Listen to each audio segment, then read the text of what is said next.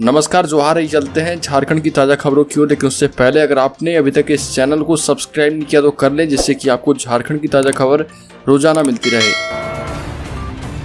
पहली और बड़ी खबर, नेतरहाट विद्यालय प्रबंधन समिति ने लातेहार स्थित नेतरहाट आवासीय विद्यालय में वर्ष 2021-22 में नामांकन के लिए ली गई प्रवेश परीक्षा परिणाम जारी कर दिए हैं। नेतरहाट आवासीय विद्यालय प्रवेश परीक्षा का परिणाम घोषित किया गया, जिसमें 100 विद्यार्थी सफल हुए हैं। इसमें से 40 अनारक्षित श्रेणी के हैं। EWS के 10, SC के 10, ST के 26 विद्यार्थी इसमें सफल हुए। अगली बड़ी खबर, विश्व पर्यावरण दिवस पर प्रकृति के पूजक और उसकी रक्षा करने वाले आदिवासी समाज से रिश्तों की डोर को और मजबूती से जोड़ने की कोशिश भाजपा ने धरती आबा बिरसा मुंडा विश्वास रैली के माध्यम से शुरू की है। रांची के मोराबादी मैदान में पर्यावरण दिवस पर होने वाली रैली में 50,000 जनजातीय समाज के लोग जुटे। विश्वास रैली में भाजपा के राष्ट्रीय अध्यक्ष JP नड्डा बतौर मुख्य अतिथि जनजातीय समाज से संवाद करेंगे और उनसे उनकी समस्याओं को सुनेंगे। अगली खबर, पूजा सिंघल खुद तो फंस गई है लेकिन सबको फंसा दिया है। ईडी से बचना अब सरकार के लिए आसान नहीं होगा। राज्य सरकार की खान सचिव IAS पूजा सिंघल के भ्रष्टाचार उजागर होने के बाद झारखंड के मुख्यमंत्री हेमंत सोरेन लगातार नई मुश्किलों से घिरते जा रहे। मनरेगा घोटाले की जांच करने पहुंची ईडी मनी लॉन्ड्रिंग के नए सबूत ढूंढ रही है। तमाम जांच पूछताछ में भ्रष्टाचार के तार हेमंत सोरेन या उनके करीबियों से जुड़े होने की बात सामने आई है। इस बारे में ईडी ने हाईकोर्ट को पहले ही हड़कंप मचाने वाले दस्तावेज सौंप रखे हैं। इन मामलों में हेमंत सोरेन के खिलाफ हाईकोर्ट ने एक दिन में ही दो मुकदमों की याचिका स्वीकार कर ली है।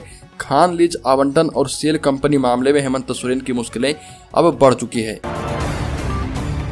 अगली खबर, लोहरदगा जिले में आर्मी के जवान पर किया गया हमला। लोहरदगा जिले के सेन्हा थाना क्षेत्र के टंगरा टोली में शाम 2 युवकों को जान से मारने की कोशिश की गई, जिसमें एक सेना का जवान था।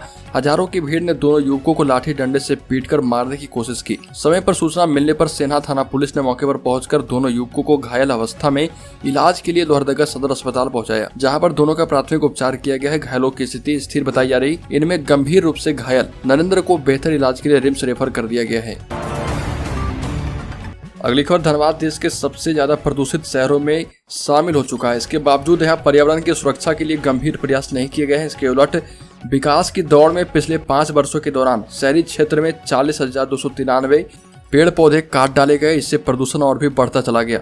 हवा में PM10 का स्तर सुरक्षित मानक से 4 गुना से भी अधिक और दिल्ली जैसे प्रदूषित शहरों से भी 2 गुना अधिक हो चुका है। हमारे तालाब भी तेजी से प्रदूषित हो चुके हैं। उनका पानी इंसानों के लिए तो दूर, जानवरों के नहाने के योग्य भी नहीं बचा। अगली खबर, झारखंड राज्य की स्थापना के 22 साल बाद भी पुस्तकालय अधिनियम नहीं बना। इसके कारण राज्य की अनुमंडलीय से लेकर प्रमंडलीय पुस्तकालय खस्ताहाल हैं। इन पुस्तकालयों के ज्यादातर कर्मी हालात बदलने के इंतजार में ही सेवानिवृत्त हो चुके हैं। जो कुछ एक बचे हैं उनकी स्थिति दयनीय है। मानदेय पर गुजारा कर रहे ऐसे लोग भी सेवानिवृत्ति के दहलीज पर हैं। राज्य के विभिन्न जिलों में 1 प्रमंडलीय, 5 जिला स्तरीय और 8 अनुमंडलीय पुस्तकालय संचालित है। ये सभी अविभाजित बिहार के समय से ही चले आ रहे हैं। अगली खबर, बच्चों की पढ़ाई और उनकी परीक्षा को लेकर शिक्षा विभाग आए दिन नया प्रयोग कर रही है। इसका सबसे बड़ा उदाहरण 6 जून से वर्ग 1 से 7 तक के बच्चों की मूल्यांकन परीक्षा घोषित है। गर्मी छुट्टी के बाद विद्यालय खुलने के दिन से ही परीक्षा का कार्यक्रम तय किया गया है। यह इस बात का सबूत है कि सरकार इस मामले में कतई गंभीर दिखाई नहीं देती। लोगों का कहना है कि स्कूल खुलने के दिन से ही परीक्षा लेने का निर्णय उचित नहीं है। बच्चों के लिए परीक्षा एक गंभीर विषय है और इसको लेकर थोड़ा सा समय देना चाहिए। अगली खबर, राजद के राष्ट्रीय अध्यक्ष लालू प्रसाद यादव 6 जून को पलामू पहुंचेंगे। वह 6 जून को हेलीकॉप्टर से पटना से चलकर मेदिनीनगर स्थित चियाकी हवाई अड्डा 3 बजे दिन में पहुंचेंगे, जहां उनका गर्मजोशी से स्वागत किया जाएगा। इस संबंध में राजद जिलाध्यक्ष सूरज सिंह ने गढ़वा जिला समेत पूरे पलामू प्रमंडल के पंचायत से लेकर सभी प्रखंडों के कार्यकर्ताओं से 6 जून की दोपहर 2 बजे तक मेदिनीनगर चियाकी हवाई अड्डे पर पहुंचने की अपील की है। जिलाध्यक्ष ने बताया कि राष्ट्रीय अध्यक्ष के आगमन पर कार्यकर्ताओं की ओर से जोरदार स्वागत किया जाएगा।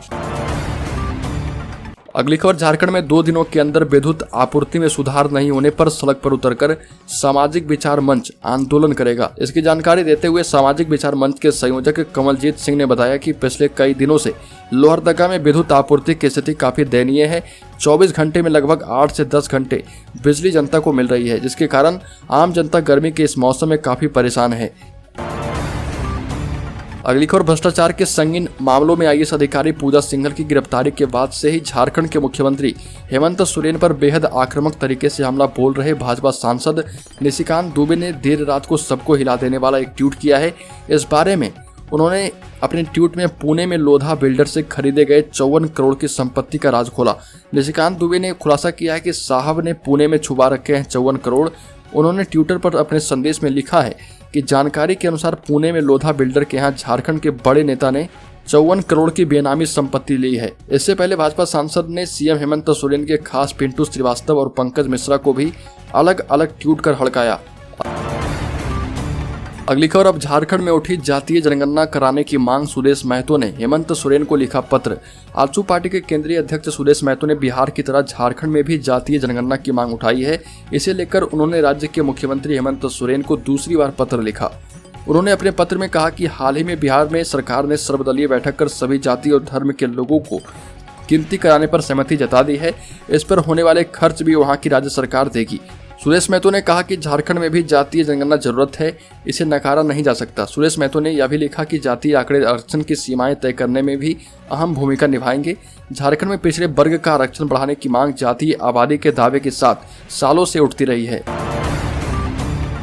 अगली खबर, पारा शिक्षकों के लिए आकलन परीक्षा अगले माह होगी। शिक्षा मंत्री जगन्नाथ महतो ने इसकी तैयारी करने के निर्देश स्कूली शिक्षा एवं साक्षरता विभाग को दे दिए हैं। इस आलोक में सभी जिलों में पारा शिक्षकों के प्रमाण पत्रों की जांच चल रही है। यह झारखंड एकेडमिक काउंसिल के द्वारा यह परीक्षा ली जाएगी।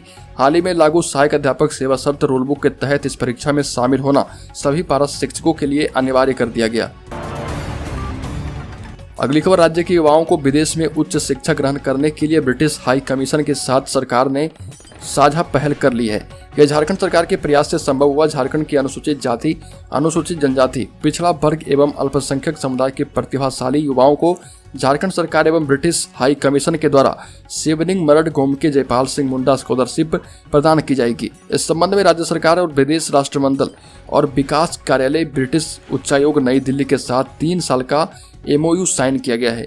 इससे पूर्व भी झारखंड सरकार के द्वारा जयपाल सिंह मुंडा पारदेशी स्कॉलरशिप योजना के जरिए United kingdom of great Britain and northern Ireland के चयनित संस्थानों, विश्वविद्यालयों के चयनित पाठ्यक्रम में अध्ययन के लिए वित्तीय सहायता प्रदान की जाती है। अगली खबर, पर्यावरण को बेहतर बनाने और ग्लासगो सम्मेलन में वर्ष 2070 तक कार्बन उत्सर्जन शून्य करने के भारत सरकार के लक्ष्य पर झारखंड ने तेजी से काम शुरू कर दिया है। माइंस और वन क्षेत्र अधिक होने के कारण केंद्र सरकार ने झारखंड को अपनी प्राथमिकता में रखा है। झारखंड देश ही नहीं, एशिया महाद्वीप का पहला राज्य बन गया है जहां इसके लिए रोड मैप बनाया जा रहा। राज्य ने टास्क फोर्स का ड्राफ्ट तैयार कर लिया। यह टास्क फोर्स 2030, 2045 और 2070 तक लक्ष्य पाने एवं इनके तरीकों की रूपरेखा बनाएगी। 2030 तक झारखंड में 300 करोड़ टन कार्बन उत्सर्जन कम करने की व्यवस्था भी चालू हो गई है।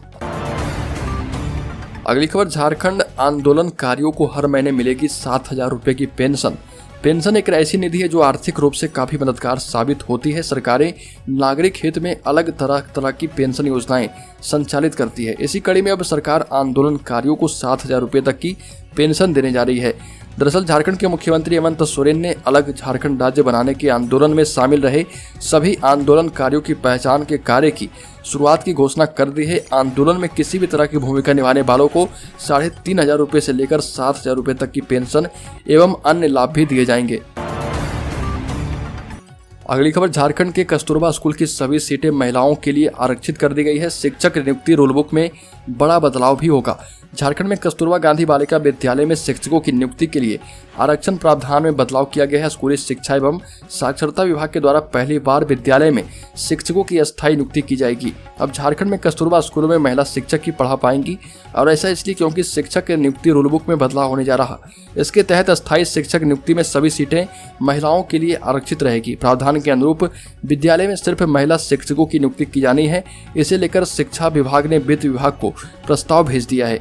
आपको बता दें कि शिक्षा विभाग के द्वारा कार्मिक विभाग को भी रूलबुक बनाकर भेज दी गई थी। अगली खबर, देश में कोरोना फिर से डराने लगा है। बीते 24 घंटे में 4,275 नए मरीजों की पहचान हुई। यह आंकड़ा 8 मार्च के बाद सबसे ज्यादा है।